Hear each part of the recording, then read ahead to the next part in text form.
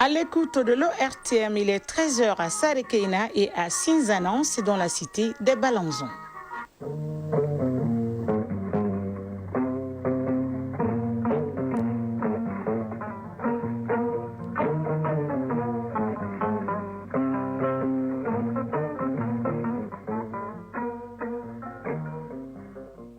Le journal. Aïssata Saliou Maïga. Mesdames et messieurs, bonjour et très ravi de vous retrouver pour ce point de l'actualité. Le Mali, à l'instar de la communauté internationale, célèbre aujourd'hui la Journée internationale des personnes handicapées, une journée qui vise à promouvoir les droits et le bien-être des personnes vivant avec un handicap dans toutes les sphères de la société, du développement. Et c'est dans ce cadre que le président de la transition, le général d'armée Assimi Goïta, à travers les œuvres sociales, a remis ce matin un important lot de denrées alimentaires et de tricycles aux personnes en situation de handicap. Un colloque pour appréhender les droits et devoirs d'un syndicaliste, tel est l'objectif du Comité national des jeunes travailleurs de l'UNTM. Pour ce faire, il organise une session de formation avec comme thème « Jeunesse syndicale et renforcement des capacités pour un travail décent au Mali ». L'actualité sportive du jour s'intéresse à la 14e journée du championnat en Angleterre et à la 19e journée de Liga qui a démarré hier soir en Espagne. Sur le continent, il sera question de la Coupe d'Afrique des Nations prévue au Maroc. La lutte contre les feux de brousse devra être le combat de toute une communauté et pour une meilleure survie, cette même communauté doit pouvoir garantir la protection de son propre environnement. Agibou Koulibaly nous en parle dans la chronique de l'environnement de ce mercredi. Mesdames et messieurs, une fois de plus, bonjour et merci de votre constante fidélité au programme de l'ERTM. Tout d'abord, plus d'1 milliard de personnes souffrent de handicap dans le monde selon l'OMS. Le Mali, à l'instar de la communauté internationale, célèbre aujourd'hui la Journée internationale des personnes handicapées. La célébration de la journée vise à promouvoir les droits et le bien-être des personnes vivant avec un handicap dans toutes les sphères de la société et du développement. Pour l'édition 2025, le thème retenu est « Favoriser des sociétés inclusives pour faire progresser le progrès social ». Dans le cadre de cette journée, ce matin, le président de la transition, le général d'armée Assimi Goïta, à travers les œuvres sociales et le ministère de la Santé et de la Solidarité, a remis ce matin un important lot de denrées alimentaires et d'équipements aux personnes en situation de handicap.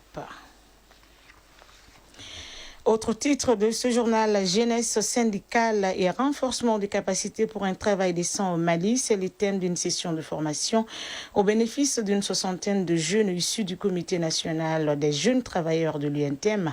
Un colloque de mise à niveau sur les droits et devoirs à travers certaines thématiques. Il s'agit des statuts de fonctionnaires de l'État et des collectivités territoriales, du Code du travail et du pacte de stabilité sociale et de croissance économique. Tchemoko Konate pour les détails. Le Comité national des jeunes travailleurs de l'Union nationale des travailleurs du Mali se perfectionne. Un colloque à dimension nationale qui enregistre la participation d'une 60aine de jeunes plus que jamais déterminés à maîtriser les rouages du mouvement syndical. Mamadou Baba Diaguité, président du Comité national des jeunes travailleurs de l'UNTM. La formation constitue l'un des leviers essentiels pour un Mali stable, équitable et prospère, indispensable au renforcement des capacités et au rayonnement du mouvement syndical. Jeunesse syndicale et renforcement des capacités pour un travail décent au Mali, c'est le thème de cette formation qui sera dispensée à travers 4 thématiques. Il s'agit des statuts des fonctionnaires de l'État et des collectivités territoriales, du Code du travail et du pacte de stabilité sociale et de croissance économique. Des thématiques qui illustrent à suffisance l'importance de la session. Yagouba Katile, secrétaire général de l'UNTM. Ce colloque se tient à un moment où notre pays poursuit des réformes essentielles pour consolider l'État et réorganiser la fonction publique, moderniser les collectivités territoriales et à renforcer les dialogues sociaux. La jeunesse syndicale doit devenir un acteur de premier plan, capable de comprendre, d'expliquer et d'accompagner ces transformations. Dr Fasson Koulibaly, ministre du Travail, de la fonction publique et du dialogue social. Ce séminaire revêt une importance particulière dans la mesure où il se tient dans un contexte où le dialogue social est plus que jamais nécessaire pour assurer la stabilité sociale et promouvoir le développement économique et social de notre pays. À titre de rappel, le point 8.2 du plan d'action du pacte de stabilité sociale et de croissance met un accent particulier sur la formation des acteurs syndicaux. Ce colloque sur les droits et devoirs des travailleurs s'étend sur 2 jours au bénéfice de la soixantaine de participants. Au Mali, les maîtres artisans entrent dans une nouvelle phase de professionnalisation. En marge de la 5e édition du SIAMA, des sessions de formation ont été organisées dans les domaines du diagnostic automobile, de la réparation de téléphones mobiles ainsi que du tannage, porté par l'Assemblée permanente des chambres des métiers du Mali en collaboration avec les partenaires techniques et la Chambre régionale de l'artisanat de Rabat Salé Kenitra du Maroc. Cette initiative marque une étape importante pour le secteur. Moussa Kamara. Dans un contexte où l'artisanat malien doit s'adapter aux évolutions technologiques, les savoir-faire traditionnels amorcent sa modernisation. Et c'est au cœur du SIAMA que s'ouvre une nouvelle page pour les maîtres artisans du pays. Cette session vise à renforcer la qualité des produits et services made in Mali, tout en posant les bases d'une industrie artisanale mieux structurée et plus performante. Mamadou Menkoro Traoré, président de l'APCMM. La réalisation de ce programme de formation a été rendue possible grâce au partenariat dynamique établi entre la Chambre d'artisans de la région de Rabat Salé Kenitra du Maroc et l'Assemblée permanente des chambres des métiers du Mali. Durant 5 jours, les participants seront formés dans plusieurs disciplines: mégatronique, diagnostic automobile, réparation de téléphones mobiles, tannage et maroquinerie. Il s'agit d'une formation résolument pratique, conçue pour répondre aux défis concrets rencontrés sur le terrain. Abdul Aziz, formateur. Il y en a la formation des téléphones d'abord. Tout ce que les gens ils ont besoin pour réparer un téléphone, soit iPhone, soit Samsung. La même chose encore pour les voitures, soit n'importe quel problème, il peut le diagnostiquer, il peut connaître c'est quoi le problème. Même si ce n'est pas lui un mécanicien ou bien c'est pas, il peut connaître ce que lui il fait d'abord, il connaît son problème, son panne, comment il peut le gérer. Ce programme illustre également la solidité de la coopération entre le Mali et le Maroc. Un partenariat qui s'enrichit grâce au partage d'expertise et au transfert de compétences. Mamadou Di Koubouna Diarra, secrétaire général du ministère de l'Artisanat et de la Culture. Cette session de formation n'est pas une simple initiative ponctuelle. Elle s'inscrit dans une vision durable, celle d'outiller le maître artisan pour qu'il devienne un modèle, un formateur, un créateur de valeur et un véritable moteur de développement économique local. Près d'une centaine de maîtres artisans participent à cette première vague de formation, une dynamique qui ouvre des perspectives prometteuses pour la modernisation durable du secteur et la préparation de la nouvelle génération d'artisans maliens. La session se clôturera par la remise des kits professionnels afin de permettre une mise en pratique immédiate des compétences acquises. Direction la cité des 333 100 où la biennale artistique et culturelle Tombouctou 2025 se prépare activement. Pour le ministre de la Culture, la région est prête à accueillir l'événement. C'est le constat qu'il a fait après avoir effectué un séjour de 48 heures dans la ville sainte. Visite des sites devant abriter les spectacles et échange avec les membres de la commission régionale d'organisation sur le point des préparatifs ont été les temps forts de cette mission. Tombouctou, Idrissa Goulou Sissoko. Au cours de son séjour dans la ville, le ministre a visité la salle Ali Farka Touré, entièrement rénovée, le site de la Flamme de la Paix, la salle de conférence de l'IERI Ahmed Baba, la mascotte, le stade municipal et la résidence du gouverneur. Il a aussi suivi une présentation des activités menées par la commission régionale d'organisation.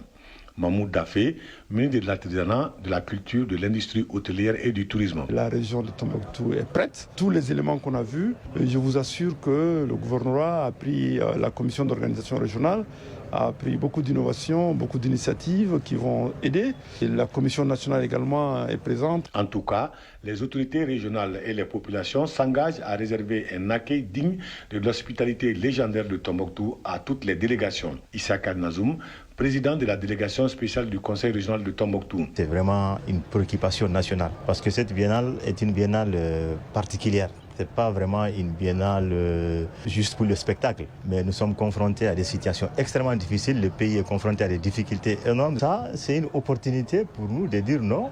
tout va très bien au Mali. Au-delà des prestations artistiques et culturelles, Tombouctou devra montrer à la face du monde l'unité nationale. Mahmoud Dafé, ministre de l'Artisanat, de la Culture, de l'Industrie hôtelière et du Tourisme. Une biennale, c'est d'abord une occasion pour les fils et les filles du pays de se retrouver, faire des moments de brassage, toutes choses qui vont permettre de coudre et de recoudre le tissu national et qui vont donner un élan. Parce que beaucoup d'incompréhension et de difficultés entre les enfants d'un pays, c'est parce qu'on ne se connaît pas. Et on n'a pas un outil, un instrument aussi fort au Mali qui peut rassembler, qui peut réunir, qui peut unir les Maliens plus que la biennale artistique. La meilleure réponse aux médias, à tout ce qui se passe, c'est la créativité, c'est le talent, permettre à recoudre ce tissu-là. La biennale artistique et culturelle Tombouctou 2025, c'est du 18 au 28 décembre prochain. Tombouctou, Idrissa Goulou Sissoko, Mamoudou Askofare pour l'ORTM. Tenu à son d'une session ordinaire du comité régional d'orientation, de coordination et de suivi des actions de développement CROCSAC, initié par l'Agence nationale d'investissement des collectivités territoriales ANICT, il s'agissait d'interpeller les collectivités face à la non-mobilisation de la subvention de l'État qui leur est allouée sur l'exercice 2025 ainsi que la validation des projets transmis de 2022 à nos jours. Les ressorts des présentations que le constat est amer quant à la mobilisation des ressources par les maires au bénéfice des populations. Descend la correspondance de Drissa Kone. L'État malien octroie chaque année aux collectivités une enveloppe en vue de la réalisation d'investissements sociaux de base et de projets marchands prévus dans leur PDSEC, Programme de développement économique, social et culturel. Ces fonds alloués aux collectivités descendent à concurrence de 406 millions de francs CFA en 2025 et 460 millions en 2024 n'a pas été mobilisé par les maires. Une situation qui interpelle d'où cette session du CROCSAD. Abdelkader Aïdara, directeur régional ANICT Ségou et San. Il ne s'agit pas d'accuser qui que ce soit. Il s'agit simplement de rappeler, dans la situation actuelle de notre pays, il faut marquer la présence de l'État. Et l'État, on marque sa présence par l'offre de santé, l'offre d'éducation, l'offre d'état civil. C'est ça la raison de ces 860 millions de francs CFA. Ils doivent être investis pour le bénéfice de nos populations. Et ce n'est pas fait. Deuxièmement, ce qu'il faut regretter, c'est que chacun doit faire son travail. L'État donne cet argent-là dans des conditions que chacun peut imaginer extrêmement difficiles. Je ne m'adresse pas simplement aux maires. Nous, en ICT, tous les services publics impliqués dans la mobilisation de ces ressources. Et les maires, chacun doit s'investir pour que ces ressources-là soient mobilisées et que les populations puissent en bénéficier. Félicité Diarra, présidente de l'Association des municipalités de San. Cela ne relève pas de notre incompétence, mais surtout peut-être des soucis de communication peut-être entre les acteurs, d'initier encore des rencontres au niveau des acteurs concernés, gouverneurs, du trésorier payeur des communes et aussi de l'ANICT, contrôle financier, pour échanger sur en tout cas les déficits. Il ressort aussi des présentations que des projets transmis courant 2022, 2023 et 2024 n'ont jusque-là pas été livrés. Des décisions fermes ont été prises à ce sujet. Seydou Bakayoko, conseiller au gouvernorat de San. L'année passée, on n'a eu que 15% de mobilisation en termes d'investissement. Et cette année, on est à 0%. On va réunir l'ensemble des décideurs par rapport à la situation. On va adresser des correspondances spécifiques à chaque collectivité, pour que dans un délai bien précis, ils nous disent quand est-ce qu'ils vont livrer les services. Cette rencontre est initiée et financée par l'Agence nationale d'investissement des collectivités territoriales, ANICT, sans Drissa Kone et Seydou Kamena pour le RTM. 250 briques de cannabis, c'est la moisson faite par les éléments du commissariat du 10e arrondissement de Ségou. C'est grâce à une interpellation nourrie de renseignements que la saisie a pu se faire. Les briques de cannabis ont été saisies dans un camion qui provenait d'un pays voisin avec à bord 3 individus de nationalité malienne. On en sait plus avec Onero Tchenou. Suite à l'interpellation d'un camion en provenance d'un pays voisin, la brigade du 2e arrondissement de Ségou a mis la main sur 250 briques d'herbes de cannabis dissimulées entre les bagages. Commissaire divisionnaire Yaya Koulibaly, chargé du commissariat du 2e arrondissement de Ségou. Sur la base des renseignements que nous avons judicieusement exploité depuis plusieurs jours. C'est ainsi que nous avons procédé à la saisie d'un véhicule camion au quartier Pelengana de Ségou, non loin des échangeurs multiples. Les investigations ont permis de retrouver 250 briques d'herbe de cannabis dissimulées sous les marchandises dans les 10 camions. Après la saisie de ces produits prohibés, nous avons immédiatement procédé à l'interpellation de 3 suspects. Le poids total de ces produits est de 125 kg, soit une valeur marchande de 75 millions de francs CFA. Contrôleur principal de police Abdoulaye Koulibaly, directeur régional de la police nationale de Ségou. C'est l'occasion de féliciter chaleureusement le commissaire divisionnaire Yaya Koulibaly et ses hommes au nom de ma hiérarchie pour cette prouesse. J'en appelle à la population de continuer de collaborer avec les forces de défense et de sécurité, condition sine qua non de la sécurisation des personnes et de leurs biens. Et sans elles, le travail qui a été rendu possible serait impossible. Les 3 individus interpellés iront répondre de leurs actes devant le président du tribunal de grande instance de Ségou, Honoré Tchenou, Cheikh Tangara pour l'ORTM. Quelques mots de l'actualité étrangère. Présent au Gabon, l'ancien ministre du Tourisme Pascal Oguewe Sifon est en résidence surveillée depuis hier. Il est accusé d'avoir détourné 10 milliards de francs CFA, une somme destinée à relancer le tourisme. Pascal Oguewe Sifon est l'un des 18 ministres du président Brice Oligui Nguema qui ont quitté le gouvernement après leur élection députée. Les présidents congolais Félix Tshisekedi et rwandais Paul Kagame sont attendus cette semaine à Washington. Cette rencontre a été confirmée hier par les autorités américaines. Ils doivent entériner un accord signé entre les deux pays au mois de juin dernier.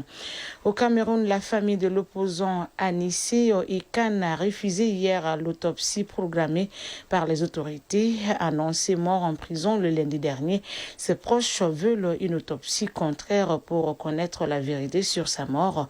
Anissé Ekan était détenu depuis le 24 octobre dernier pour avoir contesté les résultats de l'élection présidentielle qui a vu le président sortant Paul Biya réélu à la tête du pays.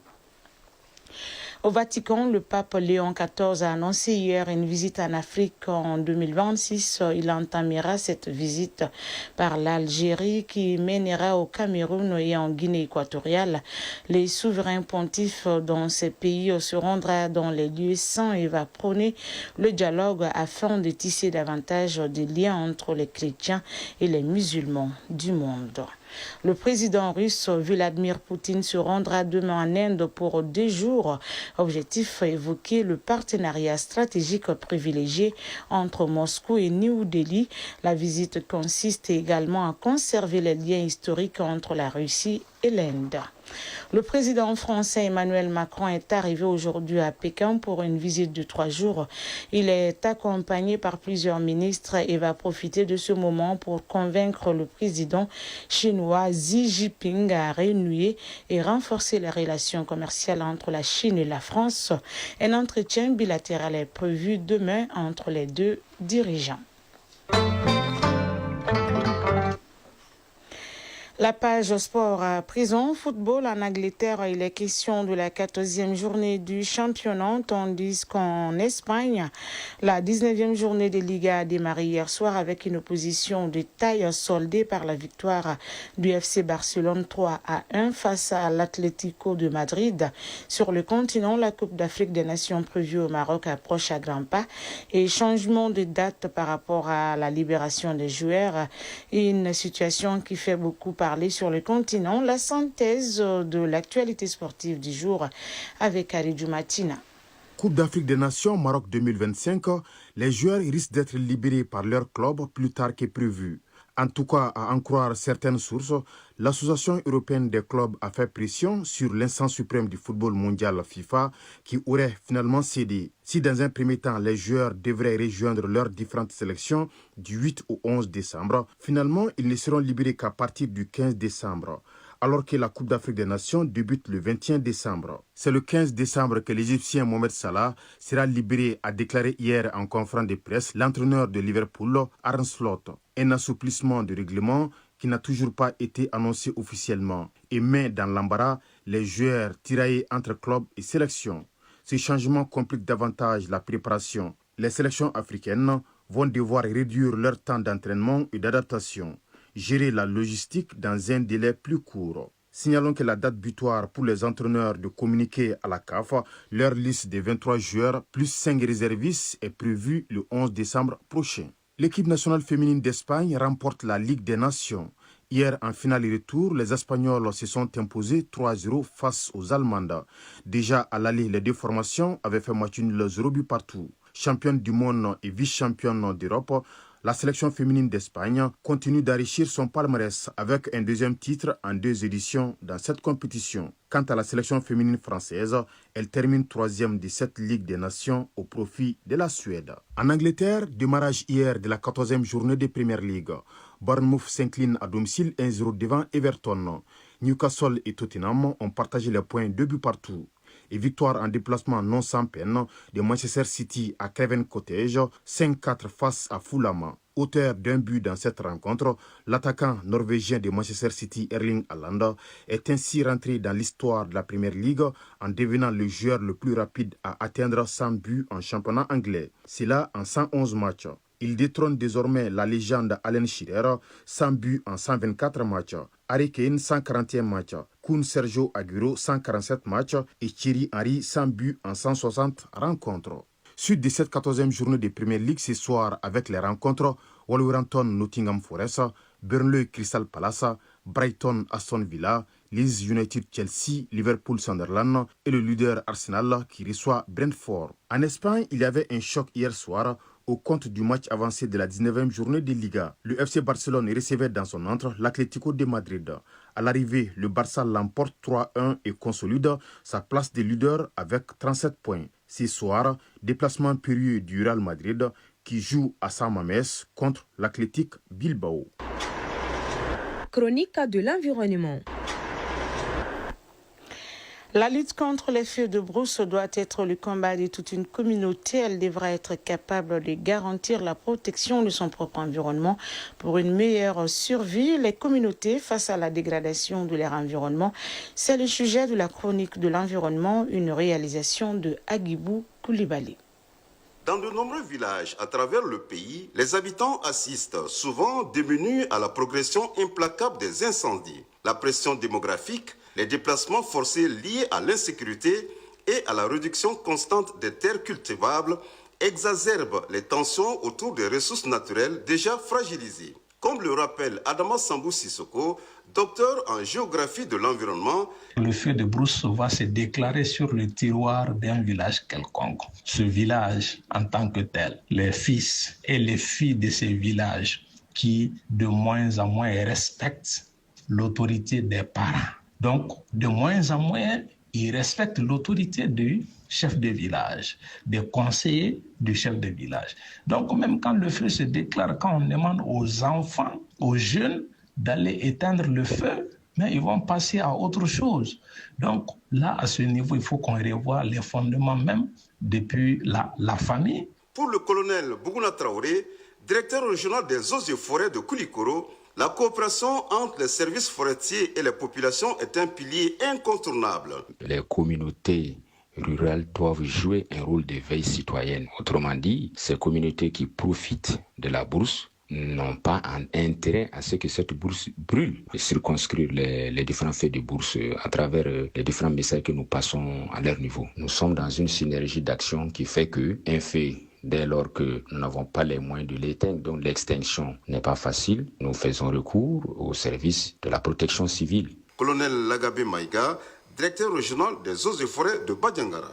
Par rapport aux élus, ce sont vraiment des collaborateurs directs dans cette situation. Beaucoup de cas de feu nous ont été apportés par les élus communaux, les maires principalement. C'est pour dire à quel point la collaboration est vraiment réelle entre nous. Vous savez, dans un contexte de décentralisation au Mali aujourd'hui, on ne peut rien entreprendre sans ces élus communaux. Le service forestier a été l'un des tout premiers à ouvrir une brèche vers les collectivités avant même l'avènement de la décentralisation. Donc c'est pour dire que nous maintenons cette cadence. Lorsque la nature s'embrase, c'est toute la communauté qui suffoque. La lutte contre les feux de brousse ne commence ni dans les grandes villes, ni dans les bureaux administratifs, mais au cœur des villages, là où se joue chaque jour la survie des terres, des pâturages et des générations futures. Point final à cette édition qui vous a été présentée par Issata Saliou Maïgas. Mise en onde a été assurée par Alimata Ouattara. Mise en ligne en Ségou Traoré et Mohamed Koulibaly. Réalisation Adam Maïga. Coordination Ousmane Dawa. Merci d'avoir été des nôtres et à très vite sur les antennes de l'ERTM pour d'autres informations encore plus poignantes d'ici et d'ailleurs. D'ici là, prenez bien soin de vous et des autres. Restez surtout connectés. Nos programmes se poursuivent dans quelques instants. Astan Tangara sera là pour la lecture des avis et communiqués divers.